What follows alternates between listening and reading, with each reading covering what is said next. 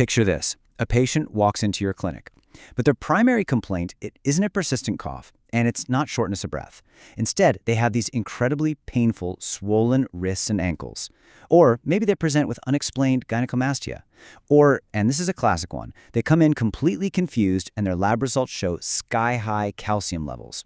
But here's the catch. The referral letter explicitly states their lungs look completely normal on a standard X-ray. So how could all of these vastly different, seemingly unrelated symptoms point directly back to a disease sitting quietly in the chest?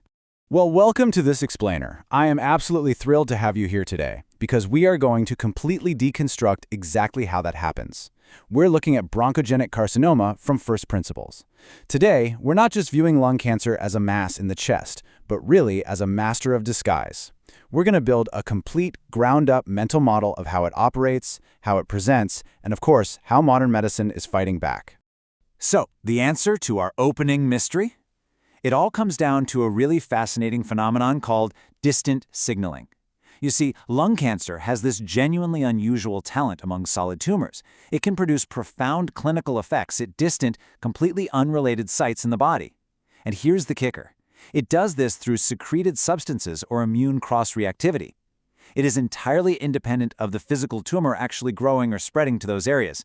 It's like the tumor is pulling strings from miles away. Understanding this mechanism? That is the difference between simply memorizing a textbook and truly grasping the disease. All right, here's our roadmap for today's explainer. Number 1, the distant signals.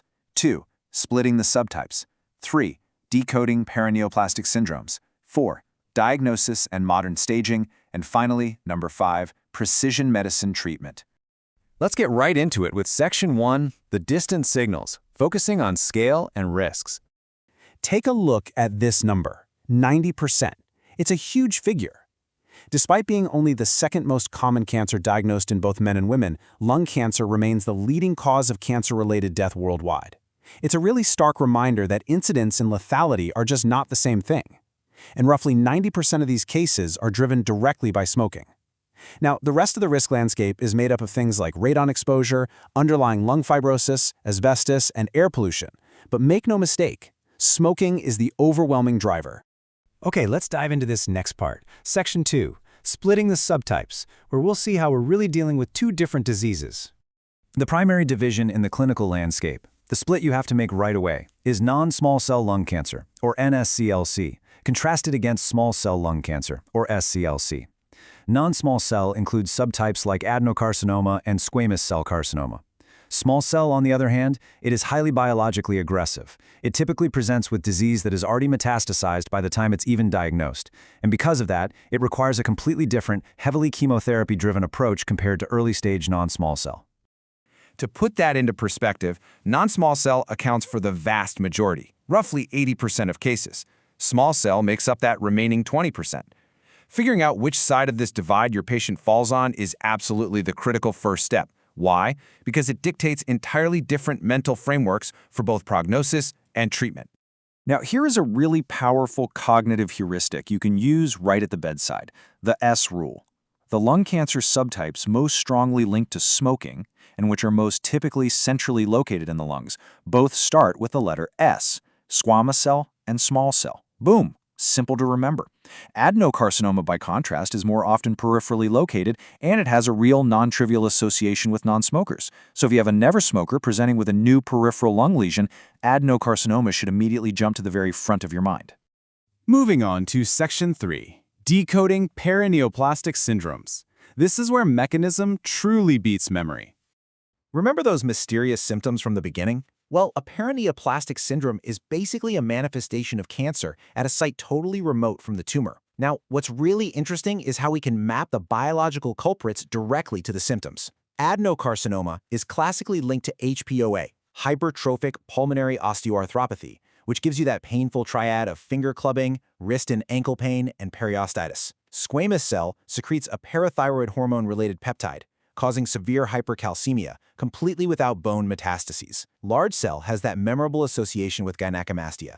And small cell? Because of its neuroendocrine origins, it's prolifically associated with syndromes like SIIDH, Cushing's, and Lambert-Eaton. Every single symptom points back to a specific cellular origin. And speaking of Lambert-Eaton, This right here is a genuinely useful bedside distinguishing feature. Lambert-Eaton myasthenic syndrome is an autoimmune paraneoplastic process most commonly associated with small cell carcinoma, and it specifically targets presynaptic calcium channels. But what's the key clinical tell? Muscle weakness in Lambert-Eaton classically improves with repeated muscle use. It's wild, right? This is the exact opposite of myasthenia gravis, where repeated use characteristically worsens the weakness. It's just a fascinating clinical clue. Let's shift gears to Section 4, Diagnosis and Modern Staging, which is all about confirming the disease. The diagnostic journey follows a very logical, clear sequence.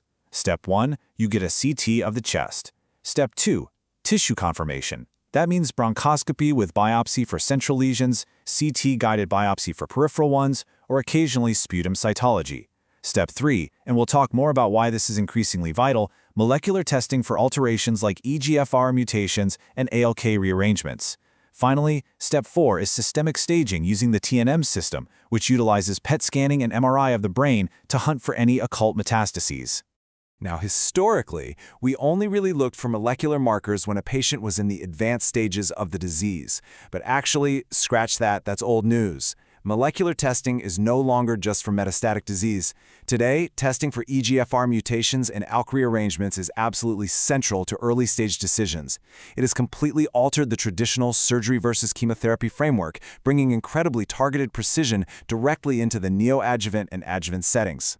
Which brings us to our final section, Part 5, Precision Medicine Treatment in this highly evolved landscape.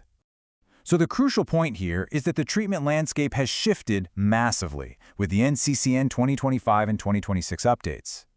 For early-stage resectable non-small cell lung cancer, we are now seeing an expanded use of perioperative immunotherapy. That means immune checkpoint inhibitors given both before and after surgery. And for patients who have their tumors surgically removed, well, if they have an EGFR mutation, they might receive adjuvant osimertinib. If they are ALK positive, they might get adjuvant alectinib. The big takeaway is that therapies once entirely reserved for end-stage metastatic patients are now stepping in and saving lives much earlier in the surgical setting. For locally advanced or metastatic non-small cell disease, the pathway diverges really sharply based on that early molecular testing we talked about. If a patient has an actionable genomic alteration like EGFR, ALK, ROS1, or CRAS, targeted therapy is your preferred approach. But if they have no actionable alteration, the cornerstone becomes immune checkpoint inhibitors, which are often combined with chemotherapy. One major word of caution derived directly from the guidelines, though. You absolutely must avoid mixing targeted therapies and immunotherapy too closely in time. This is especially true for EGFR-mutated disease because there are genuine severe toxicity risks. So, we've built bronchogenic carcinoma from first principles today. We've seen how the histology dictates not just the treatment, but the very way the tumor signals its presence all across the body. So I'm going to leave you with this provocative question. The next time you encounter an unexplained symptom, a swollen joint, an abnormal hormone level, a strange neurological weakness, will you look past the obvious presenting complaint? Will you look for those distant signals and let the pattern guide you right back to the lung? Keep that mental model sharp. Thank you so much for joining me on this explainer. Keep learning, and I will see you next time.